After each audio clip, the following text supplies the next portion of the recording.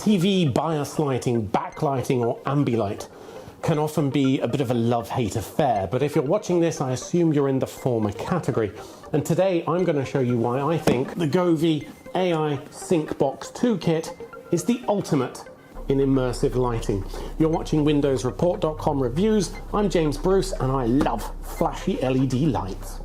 I'm going to break this review into three main sections so you can jump into from the description wherever you wish, depending on your level of experience with this system. Firstly, what is the AI Sync Box 2? How does it work? Secondly, what makes the Govee AI Sync Box 2 different to other generic Ambilight TV solutions out there? And lastly, what's different from the original AI gaming sync box? What's been upgraded?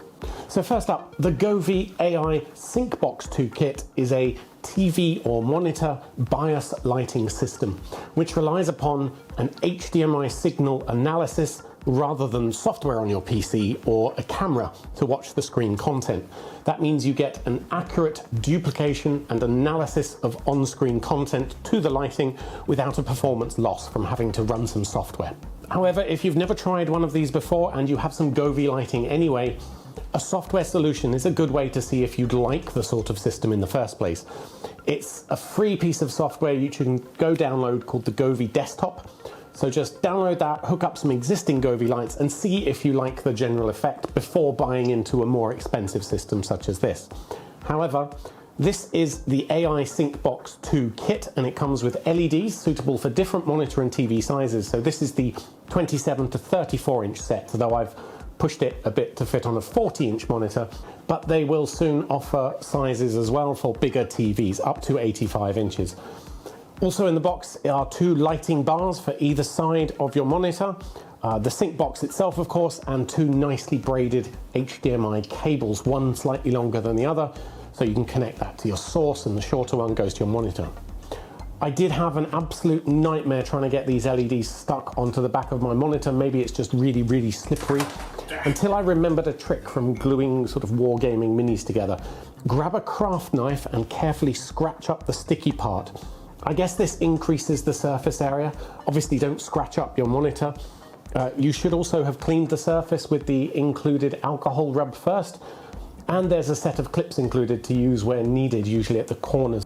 Although it's not ideal for 40-inch monitors, I mounted these about 2 inches from the edge. Clearly it works, but the closer you can put them to the edge, the more prominent the effect will be. As it is, I have plenty of other Govee lights in the room anyway to enhance the experience, so it's not all about the back of the monitor for me. This box is where the magic happens. It has a 4-port HDMI signal switcher plus one output for your monitor or TV. And there's a couple of USB-C ports, which you plug the backlight LEDs, the side lights into as well. Now, because it's a hardware solution, it's incredibly simple to use. You just plug the cables in and turn it on. There's very little configuration needed for a basic setup. It pretty much just works as is. However, you will need to download the Govee Home app and add it in there, since that's where you'll be choosing the various scene modes and just checking if the left and right lighting bars are correct, that sort of thing. So as well as video analysis and backlighting, it also acts as a sort of more generic LED lighting system with various scene modes, color cycling, music reactive modes, though you'll need to select those from within the app. As for other usability, there's two buttons on the side. One is for overall power.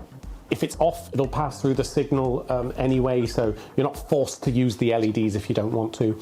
And then the other button is for input switching. Each input is color coded. However, if you only have one input on, it'll automatically switch anyway. So you might already be familiar with HDMI based Ambilight systems, in which case, what is it that makes the Govee AI Sync Box 2 any different to those? So firstly, it's the AI bit in the name. It's not just a cynical attempt to cash in on a current trend by integrating a chatbot in some way. In supported games, the box won't just replicate your screen colors like it is now with the visual content from the screen. It will actually recognize your game achievements, your status, your team wins and losses. It will alert you or celebrate with you or just immerse you even more in the gameplay. For instance, when your team wins, your lights will go mad with flashy colors to celebrate. A scene that isn't shown on the monitor itself, it's on top of that. Perhaps your health is low, your lighting might turn red. Your team captures a point, it flashes green. The AI is trained to recognize certain game conditions in supported games and to react to that, outside of the usual color replication backlighting stuff. The only downside to this is that the list of supported games is not particularly extensive. It's mostly online squad-based games, so if you do play one of those games, it's a pretty compelling reason to buy this. If you don't, well, just forget about the AI bit. Now, I tested using the Call of Duty Modern Warfare 2 Warzone profile. It works with Modern Warfare 3 Warzone as well, it seems. And I got like a red indication when the area was shrinking. I also got some neat flashy lights when I won. Hopefully I can show you that on video, but the last time I won, I wasn't recording. I swear I did actually win though. The second differentiating point is that it's highly extendable by using the DreamView system. So typically Ambilight kits on your TV are some LEDs around the edge and possibly some sidebar lighting as well. That's more rare. But what if you want to go further? The Philips Hue implementation allows you to extend beyond the TV to your coloured bulbs by creating what they call entertainment zones. Though even that is somewhat limited and the choice of fixtures from Philips isn't exactly extensive. On the other hand, pretty much every Govee light is compatible with what they call DreamView. And essentially in this mode, your lighting is controlled over Bluetooth by this box, all of it. For instance, I have some Govee hexes on my wall here. Wouldn't it be neat if that could link into this cool Ambilight system too? Done. How about this Govee floor lamp too? Done. Why stop there? I've got a Christmas tree out there. Yes, it is mid-October, such is the life of a hardware reviewer who can't say no to flashy LED lights. Done. That works too. The DreamView system allows you to extend your synced gaming lights everywhere for the ultimate in immersive gaming. So if your gaming room is already decked out with some cool Govee LEDs and wall lights and what have you, you're gonna love this. And don't worry, because the moment you turn off your sync box, the lights revert back to their previous state and the box relinquishes control back to the app. Last question, how is this any better than the original Govee AI gaming sync box? Two main points of improvement there.